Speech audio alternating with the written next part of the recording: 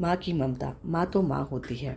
Hello माँ, मैं राज बोल रहा हूँ। कैसी हो माँ? मैं ठीक हूँ बेटे, ये बताओ तुम और बहू दोनों कैसे हो? हम दोनों ठीक है माँ, आपकी बहुत याद आती है। अच्छा सुनो माँ, मैं अगले महीने इंडिया आ रहा हूँ तुम्हें लेने। क्या? हाँ माँ, अब हम सब साथ ही रहेंगे। नीतू कह रही थी माँ जी को अमेरिका ले आओ, वहाँ अकेले बहुत परेशान हो रही होंगी। हेलो, सुन रही हो माँ? हाँ हाँ बेटे। बूढ़ी आंखों से खुशी की अश्रुधारा बह निकली। बेटे और बहू का प्यार नस नस में दौड़ने लगा। जीवन के 70 साल गुजार चुकी शांता ने जल्द से अपने पल्लू से आंसू पोंछे और बेटे से बात करने लगी। पूरे 2 साल बाद बेटा घर आ रहा था। बूढ़ी शांता ने मोहल्ले भर में दौड़ दौड़ कर ये खबर सबको सुना दी। सभी खुश थे कि चलो बुढ़ापा चैन से बेटे और बहू के साथ गुजर जाएगा। राज अकेला आया था। उसने कहा कि माँ, हमें जल्द ही वापस जाना है, इसलिए जो भी रुपया पैसा किसी से लेना है वो लेकर रख ले, और तब तक मैं किसी प्रॉपर्टी डीलर से मकान की बात करता हूँ। मकान? माँ ने पूछा। हाँ माँ, अब ये मकान बेचना पड़ेगा, वरना कौन इसकी देखभाल करेगा? हम सब तो अब अमेरिका में ही रहेंगे। बूढ़ी आंखों ने मकान के कोने कोने को ऐसे निहारा जैसे किसी अबोध बच्चे को सहला रही हो।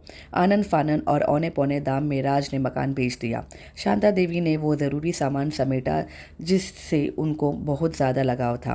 राज टैक्सी मंगवा चुका था। एयरपोर्ट पहुंचकर राज ने कहा, माँ तुम यहाँ बैठो, मैं अंदर जाकर सामान की जांच और बोर्डिंग और वीज़ा का काम निपटा लेता हूँ। ठीक है बेटा। शांता देवी वही पास की बेंच पर बैठ गई। काफ़ी समय बीत चुका था।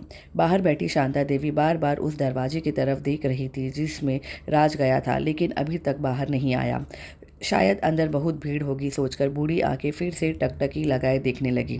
अंधेरा हो चुका था। एयरपोर्ट के बाहर घामाघमी कम हो चुकी थी। माँ जी, किससे मिलना है? एक कर्मचारी ने उस वृद्धा से पूछा। मेरा बेटा अंदर गया था टिकट लेने, वो मुझे अमेरिका लेके जा रहा है, शांता देवी ने घबरा कर कहा। लेकिन अंदर तो कोई पैसेंजर नहीं है। अमेरिका जाने वाली फ्लाइट तो दोपहर में ही चली गई। क्या नाम था आपके बेटे का? कर्मचारी ने सवाल किया। राज। शांता के चेहरे पे चिंता की लकीरें उभर गई। कर्मचारी अंदर गया और कुछ देर बाद बाहर आकर बोला, माँ जी, आपका बेटा तो अमेरिका जाने वाली फ़्लाइट से कब का जा चुका है। क्या? वृद्धा की आंखों से आंसुओं का सैलाब फूट पड़ा। बूढ़ी माँ का रोम रोम कांप उठा। किसी तरह वापस घर पहुँची जो अब बिक चुका था। रात में घर के बाहर चबूतरे पर ही सो गई।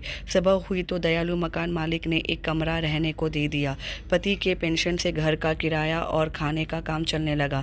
समय गुजरने लगा और एक दिन मकान मालिक ने वृद्धा से पूछा, माँ जी, क्यों नहीं आप अपने किसी रिश्तेदार के यहाँ चली जाएं?